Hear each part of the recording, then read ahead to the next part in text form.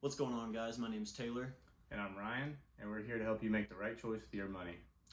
Now, we each have degrees in engineering, and we've been studying investing and finance for a couple years now. My partner Ryan here already has some experience in the real estate game, having bought a house and everything, and I myself am working towards my real estate license at this very moment. But other than that, our background and everything, we're not millionaires or anything. We're normal guys with normal jobs, and we just hope you guys can join us on our journey towards financial freedom. And in today's video, we're going to talk to you guys a little bit about the housing market, what we've learned, what we've read so far, and the research we've done. And then in the end of the video, stay tuned because we're going to give you guys our opinion on what's going to happen with the market. Now, one of the first topics we kind of wanted to get to that has to do with all this is the federal eviction moratorium that had just recently ended on July 31st, but has just been extended to early October for certain areas of the country. Well, really most areas of the country. And obviously that has an effect on the market because anybody that was falling behind on payments now can't be evicted. Given COVID and everything, the CDC and the government, they're trying to keep down homelessness and everything and do anything they can to prevent the spread. So this has been instituted in order to keep more people in their houses and everything. So obviously that affects the market in the sense that there will be fewer options out there given some people aren't being evicted right now. And one of the big things that is also affecting this is the mortgage forbearance program. It's set to expire September 30th or end September 30th.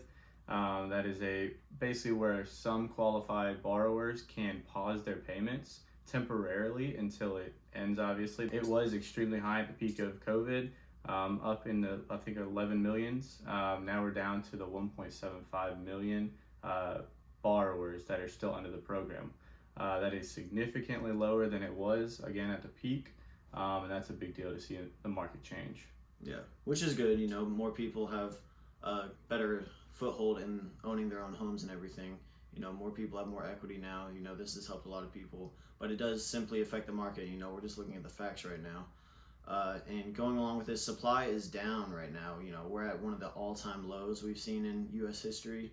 There are 1.37 million units for sale right now, and the average traditionally has been about 2.5 million units. So as you can understand, the law of supply and demand, supply is really low right now while demand is crazy high, which somewhat explains the prices right now being astronomical.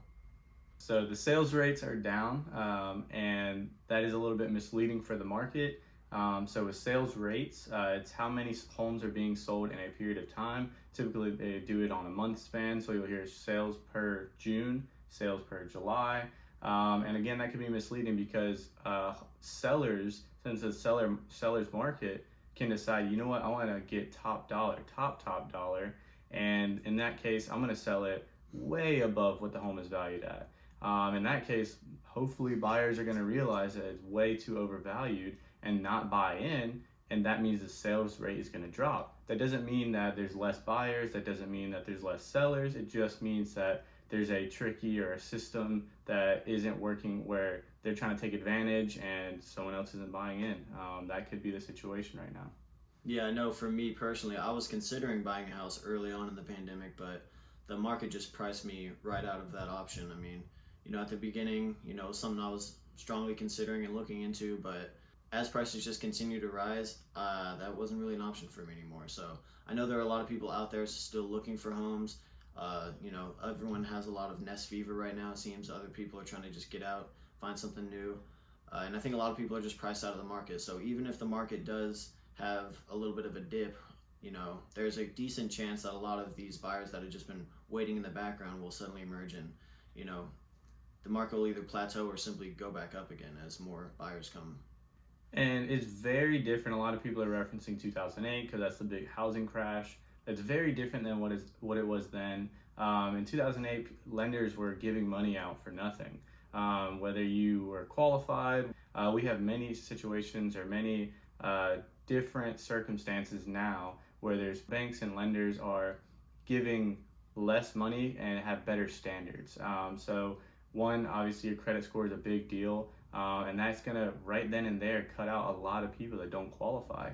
Your income is a big deal. So if you don't make enough, there might be an assistance program for you, but you won't necessarily qualify for a whole mortgage. If you can't afford the down payment, again, you won't qualify. And that right there is cutting a huge pool of people that don't qualify or don't meet the standards and can't pay. So that makes it even less likely that we're going to have a similar situation if they're doing things completely different. Yeah, and just building off that, a lot of this is a result of that housing market crash that happened in 2008. A lot of legislature changed because, going off what Ryan just said, they were giving money to basically anyone. No one was checking anything. You could just claim whatever you wanted to, and they would basically just hand over money. And obviously, that caught up to people, and the market crashed. And now we're in a much better place from a legislature standpoint. A lot of this stuff will be, more safeguarded, and there have just been measures put in place that'll help prevent a crash like that from happening again in the future. And the median housing price, if you've been looking at the country over the past couple of years since the pandemic really started and the housing market exploded, it's been increasing at an astronomical rate. And while we still are increasing, it has started to slow. Over the past couple months, the rising prices started to slow a little bit. We're at a less steep of an incline. That goes the same for how long houses have been staying on the market. Earlier on, just, less than a year ago, people were buying houses unseen, that had just hit the market. Now it's starting to slow down a little bit. People are starting to think a little bit more on it, actually wanting to see what, they're buying actually. And houses are staying on for like a week or so, which, if you look at historically, is still crazy quick how quick houses are going off the market. But it's definitely started to slow, so we have seen some signs of this beginning to come to somewhat of a plateau in the market. Yeah, and just like you said, that's looking at the country as an average. There's still extremely white hot markets. There's still houses that are getting 10, 20, 30 cash offers. There's still places that are selling like crazy that cannot slow down. But just taking in the average, there's also places that are slower and aren't doing as well, or as in aren't doing as well, aren't selling as fast as they were in the peak. No one honestly knows what's going to happen. These are all just, in a way, a guess, an educated guess on what we think is going to happen. It's our speculation. Exactly. And one other thing that's really, I guess, positive in a way for borrowers is the Federal Reserve is still planning on keeping interest rates low till at least 2022. And they might do further, who knows? Again, we don't know the future. But as of right now, they have announced that at least 2022, they want to keep interest rates low. And you see big banks like Bank of America going out and trying to get more money to be able to lend for that reason. Yeah, and historically things would indicate that what goes up must come down. But as we have already kind of touched on, a lot of the circumstances are very different right now.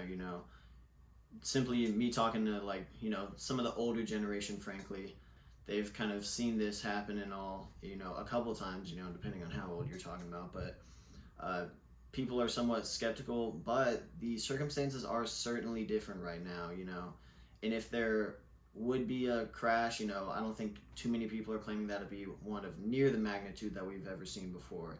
It would, be a slight dip, and as we've talked about, there are some indicators that we would suspect that would be very short-lived and either begin to plateau or go back up again.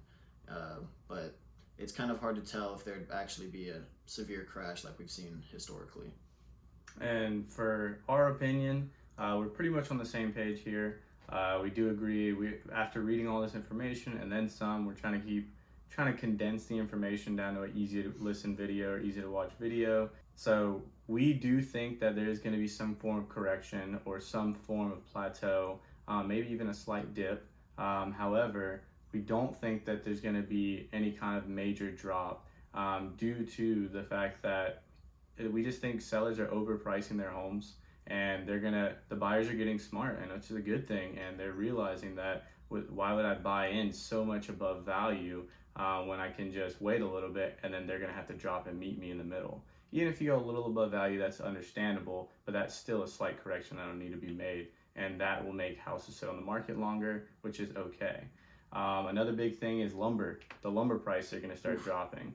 I've already talked to a major distributor, and they've talking about it's already dropped for them. It just will take a little bit for the Home Depots and the ones we interact with on the day-to-day to see those prices on a consumer basis. So that's going to be a big thing that affects it. Another addition, if you guys are thinking about getting to the housing market, that's a good place to be right now. It's very hot and everything. But go ahead and start thinking of like pre-approvals and everything. You want to be ready. If there is a dip, we think it'll be very short-lived or simply a plateau. Be prepared, be looking, doing your own research. We are constantly looking at the market to kind of make judgments and all this. Like I said at the very beginning, I'm about to get my real estate license, so it's something that obviously interests both of us. Actually, we're both planning on getting into real estate investments. But just keep an eye out. Be prepared. Because if there is a dip and you start planning then, you might be too late to the party by the time you're all ready to go. And like we've talked about over and over, there's a lot of factors that are what we believe is going to make it just plateau a little bit. Doesn't necessarily mean you have to buy in. We're not recommending you buy in. We are just here for pure entertainment and to give you guys information we've learned, and take that as you can or take that as you will, and do your own research. Definitely always do your own research. And one of the big factors I personally believe is going to affect at least the future of housing is the remote work policy. I think that's going to be big. I think now that big companies have seen it's doable, easily doable, the bigger cities are going to take a slight hit, and the more rural markets are going to actually kind of shoot up, and they're going to do a lot better. Maybe not like all the way in Nowheresville, but at the same time, hopefully it's not really a city named Nowheresville, but at the same time, we do think those smaller, a little bit further than the city, those type cities, smaller cities, are going to do very well. And a quick thing I'm kind of curious is how that's going to affect like the agricultural loan, because usually the population has to stay low. So if people are moving to these cities, is that going to be kind of dwindled down? I'm kind of curious about that myself. But you have any closing remarks? Anything you want to add? And you guys can play devil's advocate for a lot of the points we've made today. Just like we were just talking about the remote work policy, while that will, increase people being at home and more people are more inclined to, find a new home in a lot of these cases because of nest fever or something. As things do get back to normal and some people will be going back to work in the office and everything, that nest fever I just referenced will kind of start to dissipate, and people will possibly be less, in a fever rush to buy houses. But, that like desperate need where you'll just buy anything that hits the market may begin to slow down for some people. But I know that the market is still red hot right now, and there are plenty of people out there who are still looking for a place right now. So, you can play devil's advocate on these things, but based on what we've kind of seen, our research and opinions, and this is just our opinion, we don't expect there to be a big crash or anything, so, but keep an eye out for things. And we definitely want to know you guys' opinion, what you guys think about this. Do you think there's going to be a crash? What you think about the information we presented? If you have any comments, concerns. We learn by doing our research and then talking. When we get to talk to friends, buddies, get to talk to each other, and we bring different information to the table. So as many comments you guys can leave, we'll try to respond to them all, because this really piques our interest. So please comment, like this video if you learned anything, and subscribe so you can learn more. Yeah, thanks guys.